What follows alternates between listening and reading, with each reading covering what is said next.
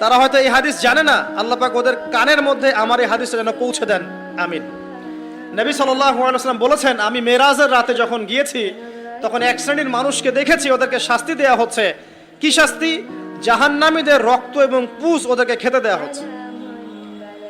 জিবরাইল আলাইহিস সালামকে জিজ্ঞাসা করা হলো যে এরা কারা?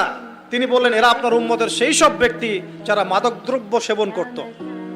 আল্লাহ রাব্বুল আলামিন তার হাবিবের মাধ্যমে জানিয়েছেন, যখন কোনো মুসলিম মাদক সেবন করে বা কোনো ব্যক্তি মাদক সেবন করে তখন 40 দিন তার নামাজ কবুল হয় না।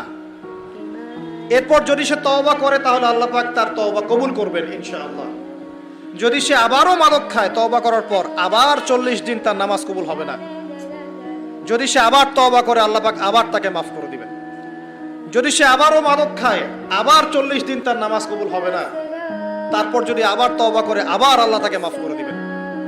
এরপরেও যদি সে আবার মাদক দ্রব্য সেবন করে, নবী সাল্লাল্লাহু আলাইহি ওয়াসাল্লাম বলছেন তাকে আল্লাহ রাব্বুল আলামিন পরকালে মৃত্যুর পরে তিনাতুল খাবাল পান করাবেন। তিনাতুল খাবাল।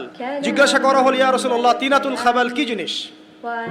নবী সাল্লাল্লাহু আলাইহি ওয়াসাল্লাম উত্তর দিচ্ছেন, এটা হচ্ছে জাহান্নামীদের রক্ত, মাংস, এগুলো পুড়ে পচে যে রসটা বের হবে, এটা হচ্ছে তিনাতুল খাবাল।